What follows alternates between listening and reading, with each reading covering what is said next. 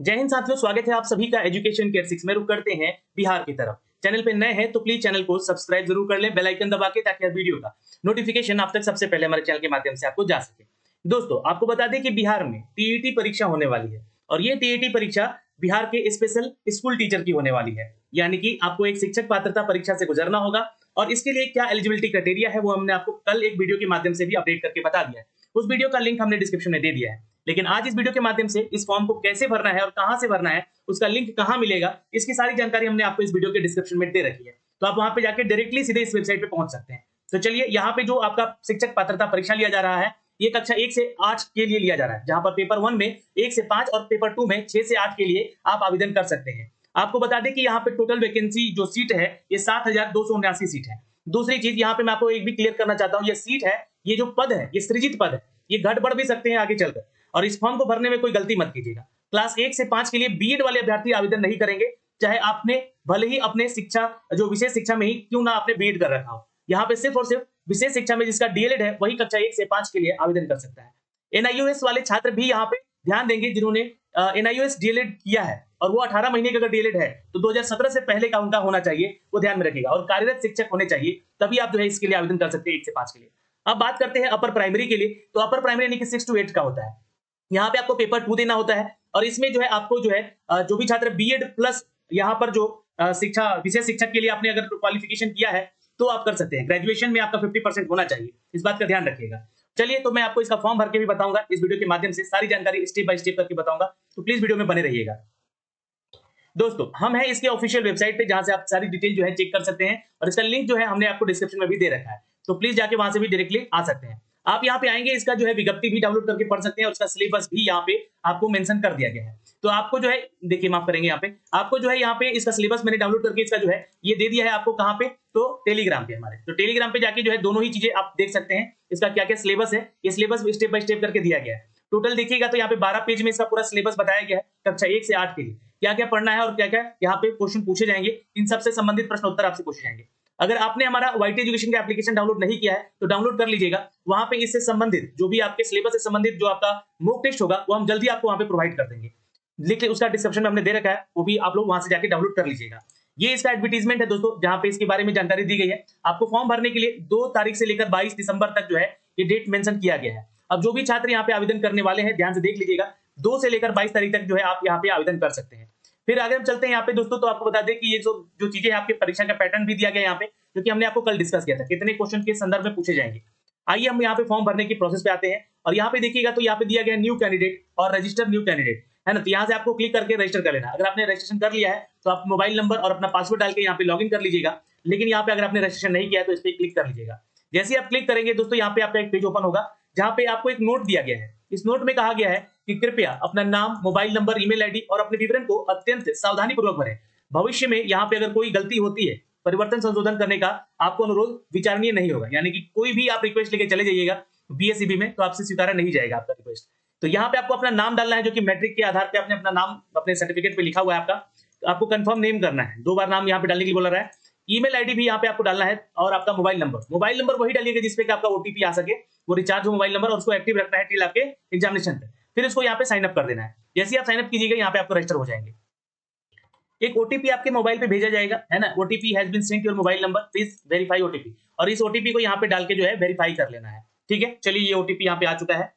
जैसे ही ओटीपी आएगा आपका यहाँ पे, वैसे ही आपको जो है ना यहाँ पे आपके मोबाइल पे एक एसएमएस और आ जाएगा। क्या एसएमएस आएगा? तो आपका मोबाइल नंबर और पासवर्ड का एसएमएस। तो मोबाइल नंबर तो आपने जो डाला याद ही होगा, है ना। तो यहाँ पे अपना मोबाइल नंबर डालिएगा और अपना यह पासवर्ड डाल दीजिएगा और लॉग इन कर लीजिएगा।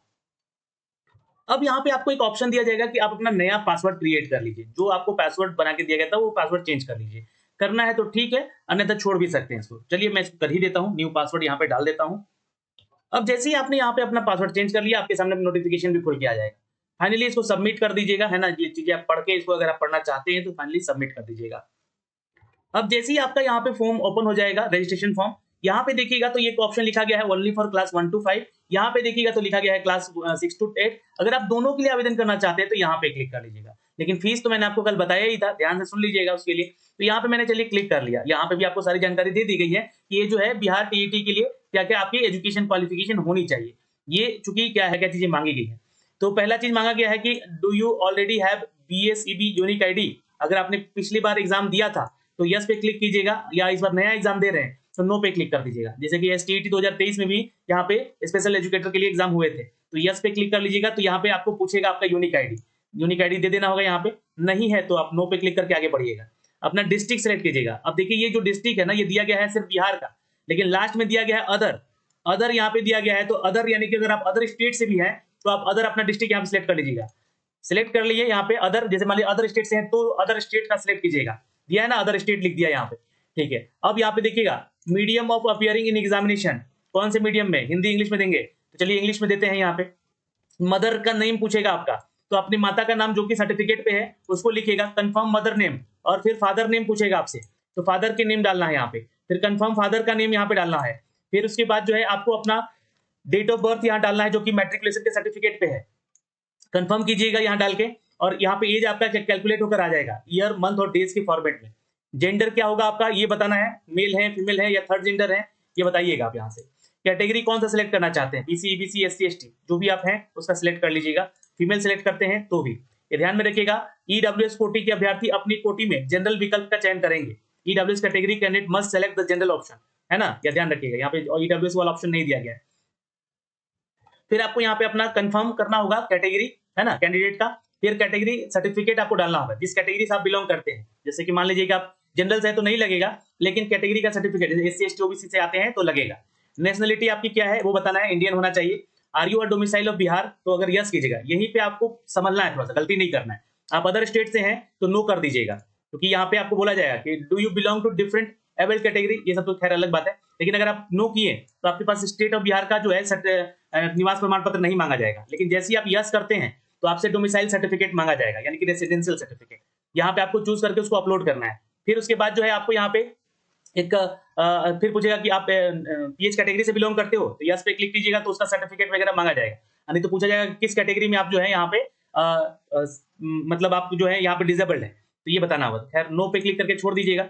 एक सर्विसमैन में है तो यस कीजिएगा, तो उसका सारा जानकारी मांगेगा कि कब से कब आपका ज्वाइनिंग हुआ था और ये रिक्रूटमेंट सर्विस कितने वर्ष का हुआ, ये सारा जानकारी यहाँ से आपको देके उसका जो आपका PPO वाला जो सर्टिफिकेट है वो अपलोड करना होगा, ठीक है, यानी कि जो आपका पेंशन बुक वाला है।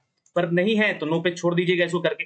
फिर नीचे आइएगा तो क्वालिफिकेशन क्राइटेरिया यहाँ पे है, मैट्रिक में कितना मार्क्स है ये आपको जानकारी देना है। Name of university, name of school, जब स्कूल का नाम दीजिएगा, है ना, या बोर्ड का नाम यहाँ पे पहले देना है, फिर स्कूल का नाम, फिर रोल कोड और रोल नंबर। बहुत सारे जगह पे रोल कोड और रोल नंबर एक ही होता है, तो यहाँ पे आप जो है रोल नंबर लिखिएगा अपना। सिर्फ पासिंग ईयर जो भी है आपको वो देना है।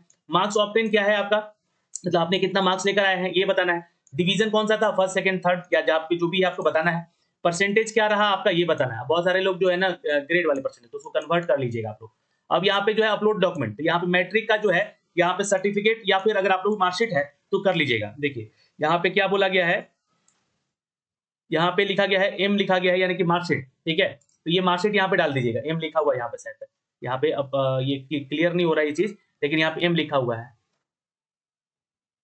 देखिए एक मिनट, यहाँ पे हाँ नो लिखा गया है, नो फील्ड चूजन, है ना, अच्छा ठीक है, नो फाइल चूजन यहाँ पे लिखा गया, नो फाइल चूजन, तो ठीक है। यहाँ पे आप सर्टिफिकेट या फिर जो है आप अपना मार्कशीट अपलोड कर सकते हैं। फिर उसके बाद जो है इंटरमीडिएट पे आएंगे, सेम वही सारा प्रोसेस आपको अपलोड करना है। यहाँ पे मार्कशीट या सर्टिफिकेट डाल सकते हैं।